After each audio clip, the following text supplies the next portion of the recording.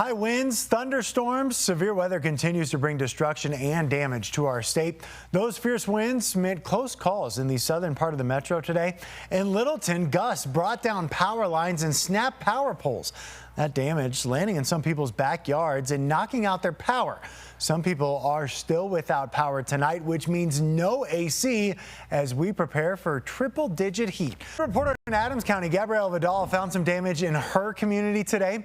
People in one neighborhood got a close call this afternoon after they say a microburst blew through the area and brought down a tree. Gabby joining us live in Adams County tonight. So, Gabby, what are you seeing? You know, Michael, it's not something you see every day when walking outside your home, but this is the tree in question right behind my shoulder, completely sliced and has toppled over a neighbor's home. It's something that people in this neighborhood, like you said, are calling a close call after all this wind that we saw earlier today. Now, earlier today, we did see other areas in the community that were seeing issues with power lines toppling down in their neighborhoods as well. But in this neighborhood, all we saw is this tree, a resident's tree allegedly snapping off during the microburst and falling onto his neighbor's home. A neighbor tells us that all this happened at around 3:30 p.m. The owner of the tree was outside when it happened, and it nearly hit him before it toppled over. Both are still assessing the extent of the damage here, but they are feeling grateful this bit of weather didn't lead to a worse outcome. We can't get around to the side where the brick and the siding is. His fence is damaged right along there, so we don't know about anything else. We feel lucky that nothing happened to any of us. You can replace property, but you can't replace people. Like I said, that was the neighbor whose the tree toppled over. The owner of the tree itself did not want to comment on camera. And right now, based on what we saw earlier today in this area, this is the only instance of an impact this weather had in this neighborhood in particular. In Adams County, Gabrielle Vidal covering Call to First. Certainly glad everyone is okay, Gabby. Thank you. From toppling trees to paddleboarding accidents to destructive fires, Colorado is no stranger to strong winds and the destruction that they can bring. Now, some researchers at CU Boulder are looking into those winds. Just how strong are they, and are they getting more powerful or weaker? Your reporter Alan Janae joins us live tonight. And Alan, you spoke with one of those researchers about this study. Yeah, researchers are trying to have a good look at those powerful winds that roll through Colorado at certain times of the year. Get this, there was once a wind gust in Boulder measured at 147 miles an hour.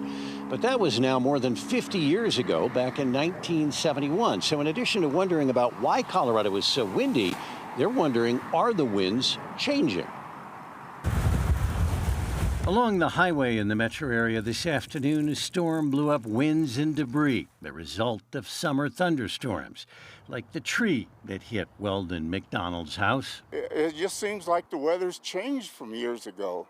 We never used to have a quick, high-powered wind. These are summer winds, points out Andrew Winters, an assistant professor of atmospheric and oceanic sciences at CU. The strong winds we get this time of year are largely thunderstorm-induced.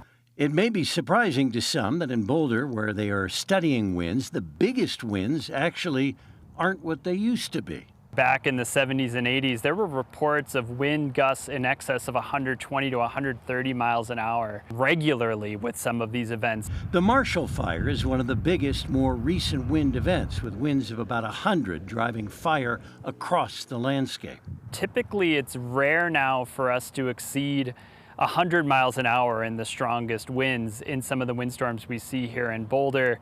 Maybe trees and buildings slow them. It hits those buildings, those more mature trees, and it takes a little bit of force out of them by the time it hits the instrumentation. The strongest winds start in the fall and run through about April. They channel between mountains contained under a stable layer of warm air. Is it a ceiling in a way? Yeah, that's a great way to think about it. You can imagine you've got these strong winds coming from the west, and they basically have to squeeze between the mountaintop and this stable layer. And that can give Colorado its brutal winds. While surprisingly a little calmer, there may be more. But we don't necessarily know whether windstorms yet are getting more frequent. They may be less intense, but more frequent. Well, there are several possibilities, and that includes the Gulf Stream, which has a tendency to switch and move over periods of time, long periods of time. We may simply be in a cycle when it is not pushing much wind. They're also considering the effects of a warming climate. Will it raise that stable layer? If it does that, that means a larger pipe through which the winds can channel, and that would likely mean lower winds as well. All to be looked at and figured out as we study Colorado's winds.